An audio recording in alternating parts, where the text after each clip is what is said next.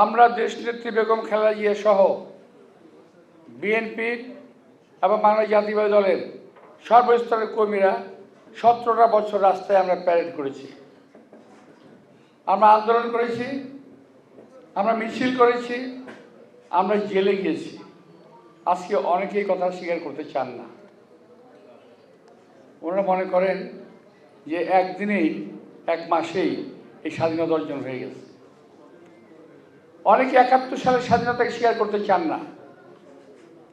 আমি বলি, যারা 71-এর স্বাধীনতাকে মানতে চান না কিংবা স্বীকার করতে চান না, তারা রাজাকারের দল ছাড়া আর কিছুই নয়।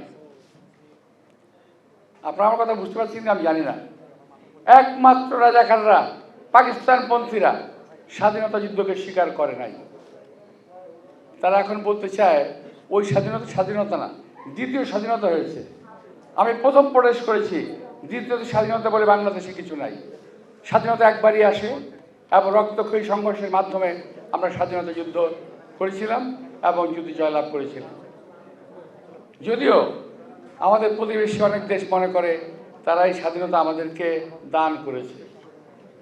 আমরা বলতে চাই, আজকে যে প্রজন্ম, তোমরা হয়তো জানো না, এই স্বাধীনতা অর্জন করতে আমাদের বহু রক্ত, বহু মানের ইজ্জতের বিনিময়ে আমাদের স্বাধীনতা অর্জিত হয়েছে। যারা স্বাধীনতা নিয়ে কথা বলেন তাদের সঙ্গে চলতেও চাই না, তাদের সঙ্গে এক কাতারে বসে নামাজও পড়তে চাই না, যারা স্বাধীনতার বিরুদ্ধে কথা বলেন।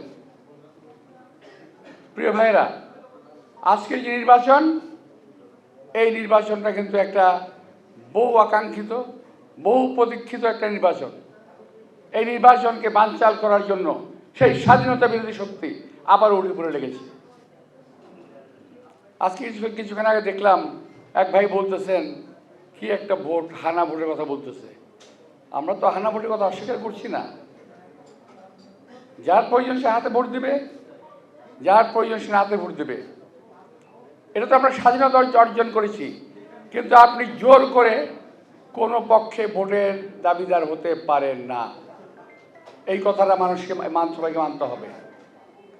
আর একদল ছেলে বাড়ি বেরিয়েছে এবং এরা, যেমন আমরা আজকে মাওলানা ভাসানীর কথা স্মরণ করি, আমরা শেরে বাংলার কথা স্মরণ করি, আমরা শহীদ রাষ্ট্রপতি জিয়াউর কথা স্মরণ করি, কারণ ওনারা আমাদের পথের দিশারি ছিলেন। আর আজকের জেনারেশনকে ধ্বংস করার জন্য একদল ছেলেপেলে বেরিয়েছে, যারা বেয়াদবের জন্ম দিচ্ছে সারা বাংলাদেশে, যারা মিথ্যার ব্যবসায়ী করে, যারা মিথ্যা কথা বলে, মিথ্যা ইতিহাস বলে, মিথ্যা শিখায়।